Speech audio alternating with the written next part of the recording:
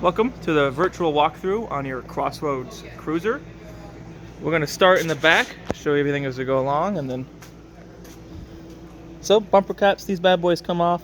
That's going to be the perfect spot to store your sewer hose. This does not come with sewer hose. This is something you'll have to purchase separately.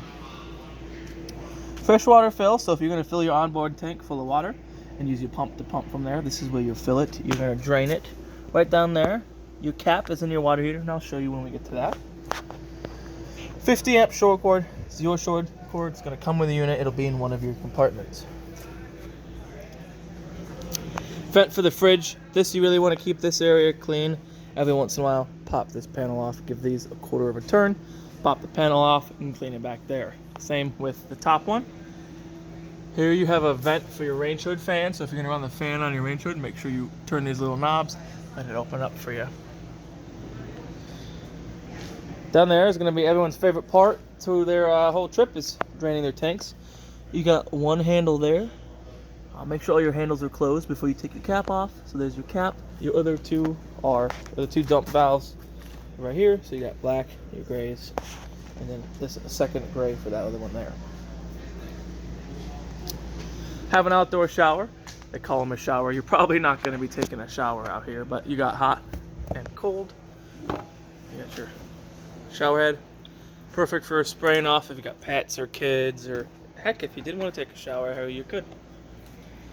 Water heater is super simple. This is your plug. You put it in when you're ready to use it. 7/16 is the socket size for that. It goes right in there. Once you have your plug in, as soon as you hook up water, this will start filling. This particular one is gas and electric, so you can run both at once if you need to. For mine, I usually run gas and electric, and then once it's hot, just switch off gas, leave on electric. This is that cap for that fresh fill, so if you are going to fill your fresh tank, remember to put your cap on. Besides that, your water heater, you're going to want to clean it often. Clean up in there, use compressed air, that's what I do. Keep in mind whatever you blow into there, it's going to blow out there. And then just wipe the whole thing down every once in a while. You are going to want to drain it after every trip. I always recommend that so it doesn't sit full of water and get stagnant. So before you drain it, turn off your source of water. Then you're going to open up your pressure relief here. Water is going to squirt out. Once it stops squirting out, snap it closed. Then you can take your drain plug out. If you neglect to relieve the pressure first and just take the drain plug out, you're going to get it wet. So remember to drain your pressure first.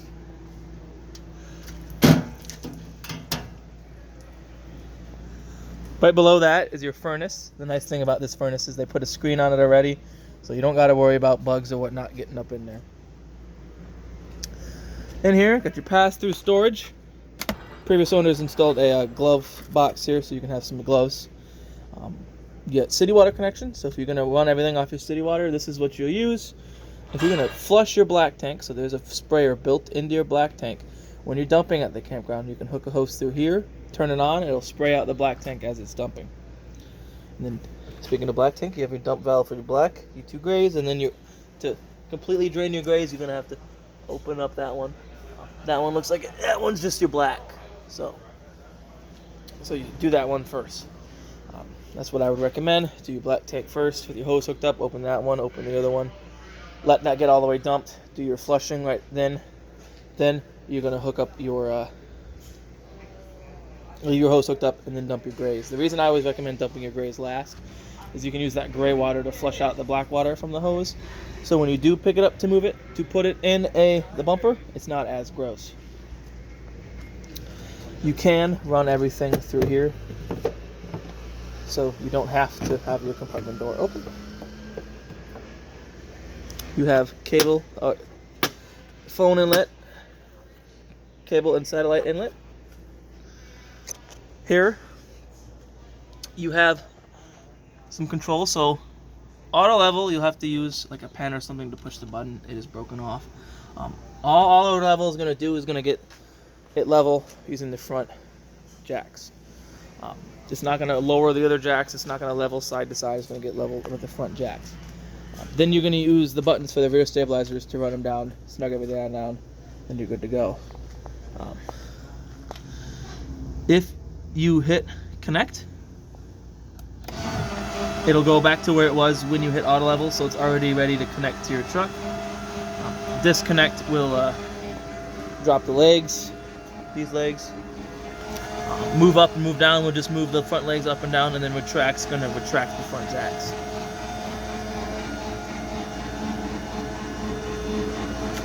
Got a light out here. Another light in there too. I would actually turn that off for now.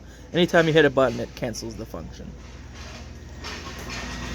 Okay. Moving over here. Dual 30-pound tanks, they are filled. So it's about, actually this one has 14.4 gallons of propane total. Both tanks can be on, so you can have both tanks on at the same time. However, it's only going to pull from one at a time, whatever one that's pointing to. So this one. So it would pull from this one first. Once this one would have emptied, it'll automatically switch to the other tank. However, when it does switch over, this does not move. So it doesn't tell you it switched over. So I recommend leaving one tank on, whatever one you want to use first, and then have the other one off. That way, if you were to run out of propane, you'll know. And then you just come out here, turn the new one on, turn the other one off. I like to manually switch it over then too. That'll help. Doing all that work is going to help me remember next time I'm out and about to go get a new tank or get it swapped for a full one.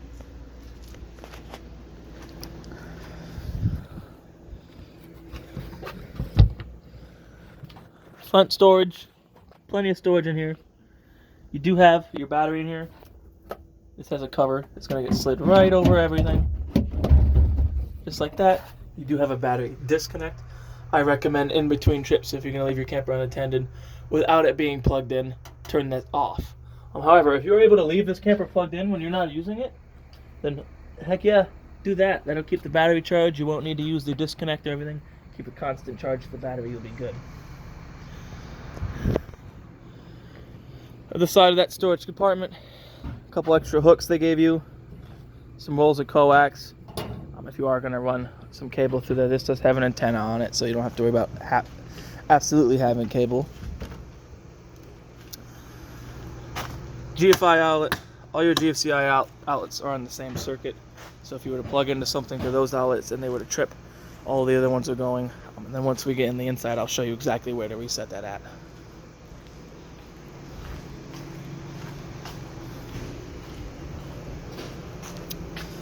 Back here, this is your switch for the stabilizers. So it'll do one.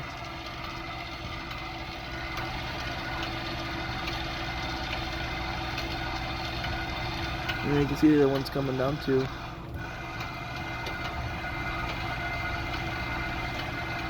In the interest of saving time, we won't go all the way down. These aren't levelers. They aren't meant to pick up your trailer. That's why I'm showing you this. The auto level on the button can be confusing. It's only going to get the camper level. Then you're going to use your button on here to run these stabilizer jacks till they touch the ground. Snug them up a little bit. That's going to get all the shake and shimmy out of everything. This does have a ladder. You can. This unit does have a ladder, so you can go up there. I recommend going up on your roof every once in a while and checking all your sealing up there. Same with the exterior sealing as well. So we're going to go on to the inside here.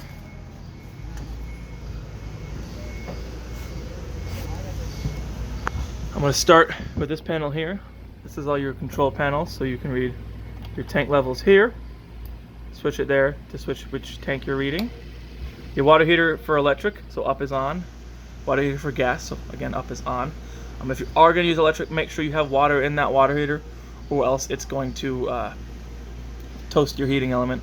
Best way to do that is hook up water to your camper, open up a hot fixture and a faucet until smooth hot water comes out. Then you know for sure there's hot water in it. Kitchen lights, so you can do kitchen lights, living room lights, porch, and then scare lights are just the outside lights. You can turn your water pump on and off from here. You only need to use your water pump if you are going to fill from that onboard tank of water, one of the first things I showed you how to fill. You have all your controls for your slide rooms, so you got kitchen, bedroom, and then your main slide. Your awning controls are here, so when you're awning out.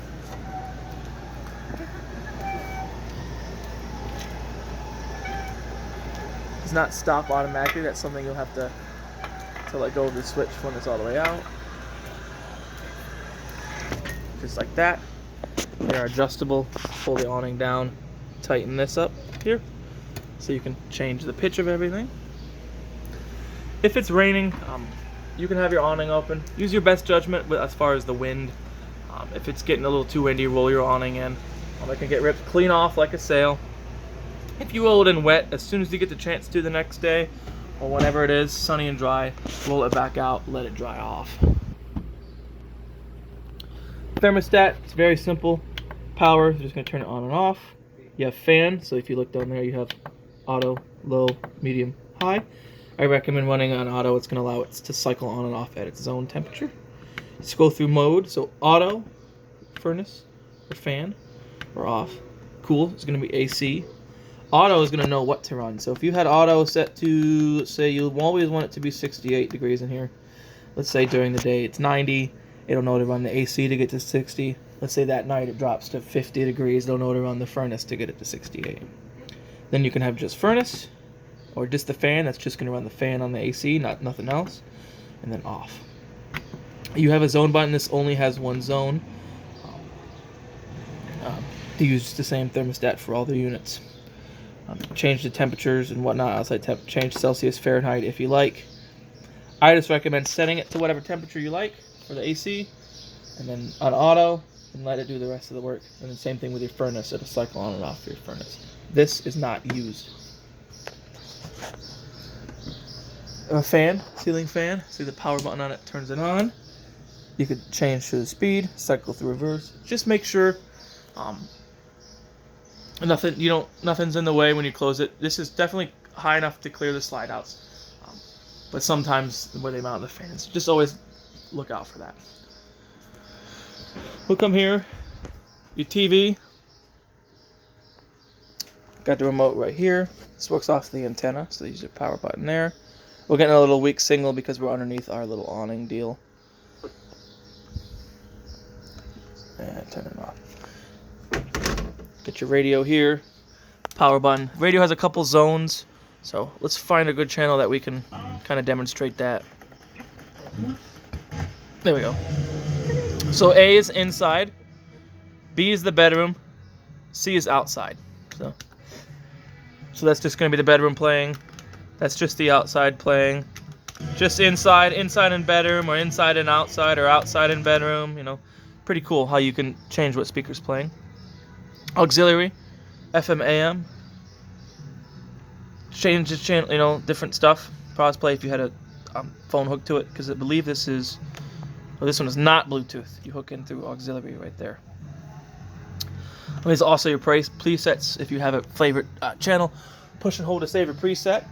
Keep in mind, anytime you disconnect the battery while the unit's unplugged, it will reset the radio and you'll have to reprogram your presets.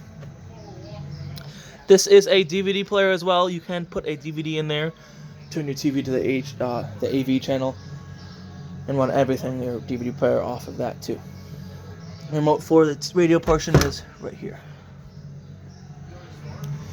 Chairs, swiveling with steps. Put these in the back to the way they are before you close your slides, because they are in the way of your slides. Couch here turns into a bed. Lift up. It's like a pull-out couch at home. You pull the couch up from underneath. A little difficult to do one-handed with my phone in my hand. Dinette tables. So the neat thing about this is it has these, so if you wanted to, you can sneak your chairs in there and locks the leg down with your chair. These really don't go anywhere when you travel with them, so you're free to have them loose like this, and you should be fine. Right here,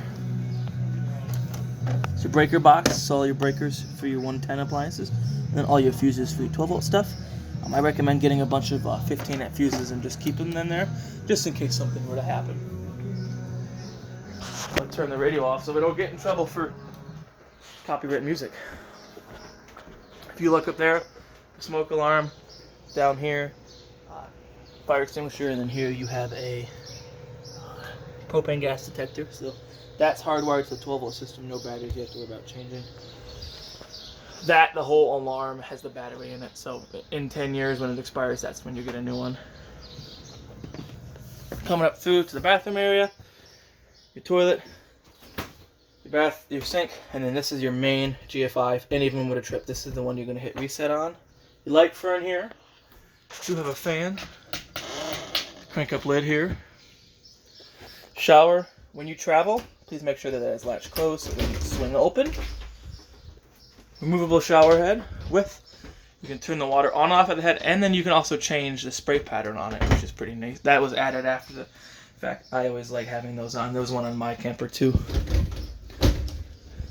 Toilet. Nice thing about this toilet is it's a porcelain toilet with porcelain lid. Easy to use. As soon as you hit the pedal, you should start flushing. Now the water's not hooked up, it's not going to flush. If you just hit it slightly like that, it'll fill with water but won't flush. So I always recommend let it fill with a little water, then flushing it, let it sit for a little, let it keep flushing for a little bit, and then let it go. You only want to use RV marine toilet paper in there, so don't use any regular toilet paper. And use this products that were designed for it. Pods, powders, liquids, everything. Don't use any antibacterial soap. The reason you don't want to do that is if you kill that bacteria in there, there's nothing to break up the waste. And then the waste remains solid, and it kind of collects in a pile, then it gets hot and hardens, and it's really hard to flush out. And then you start getting really bad smell. So make sure you got the good bacteria in there.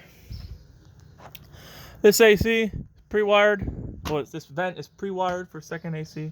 Got your room temperature sensor there. All the wires and whatnot are there. I do believe if you opted for that, you either have two options. You can do a manual AC where the knobs are here, or I'm pretty sure since this has the room temperature sensor on it, it's set up to be able to be controlled by that thermostat down there. You just cycle to zone 2 and then turn this on if you opted for that AC.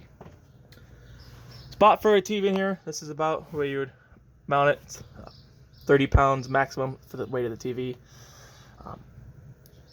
Keep in mind if you do mount a TV how long the screws you use are so it doesn't poke to the outside. You have a regular outlet, a coax, and then 12-volt outlet because they do make 12-volt TVs. Plenty of storage here.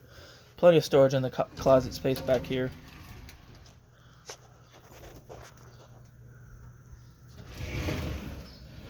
An outlet down by the bed over there, and I do think there's one over.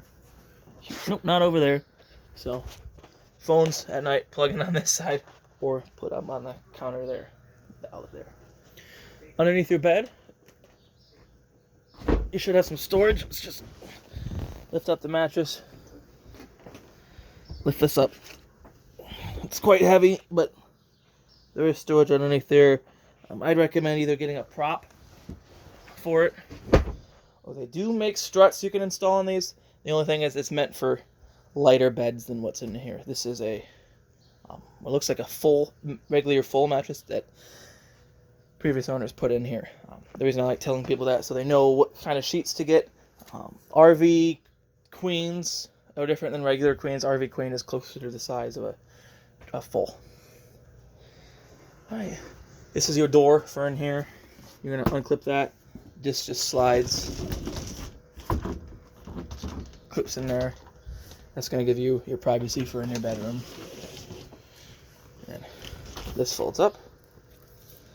That clips on. Again, anything that clips, make sure you clip when you travel. Coming back through there. I'm going to come kind of cycle back through this area. Fridge, super simple to use. On or off. Auto or gas. I recommend leaving on auto. Auto is going to default to 110, so if the camper's plugged in, that's what it's going to use. If it were to lose power anyway and your propane were to be on, if it's on auto, it'll switch automatically to running off of gas. However, gas or electric, doesn't matter. They do take about 7 to 8 hours to get cold. My recommendation is plug it in the night before at home. If you have that luxury, let it get cold, and then it's good to go. Since I do believe we are delivering this to you guys, just plug it in. As soon as you guys get it, let the fridge get cold. Wait till the next day to start putting food in it. You'll be good to go. That is just to adjust your antenna for signal. Oops, see? Boom, we got signal now. I moved it, no signal. Moved it again, signal. The nice thing about these is you don't really have to put it back in a specific spot like the old school crank up ones. Light and then fan for your range hood. Your range is pretty simple to use. Turn it to light, twist your sparkler, lights right up. Gas is off, so it won't light right now. Oven is a bit different. You have to get down in there. If you look in there, you can kind of see it. little pilot light back up in there. You'll turn this to pilot on, push and hold. As you're pushing and hold a lighter up to that pilot once it's lit. Hold this down for a few seconds to make sure that when you let go, it remains lit. And then you can turn it to light your oven. If you are going to use it again later and you want to turn it off, if you turn it off to pilot on, shuts the burner off, but it'll leave that pilot lit. Always recommend, if you're going to leave your trailer unattended or before you go to bed, turn off your pilot. Alright. You do have another GFI outlet here. This one's on its own circuit, so if this trips, you reset it there. Alright. Well, that's pretty much it for your virtual walkthrough on your guys' this camper. Hope you guys enjoy using it. And if you have any questions, just refer back to the video. Until next time, bye-bye.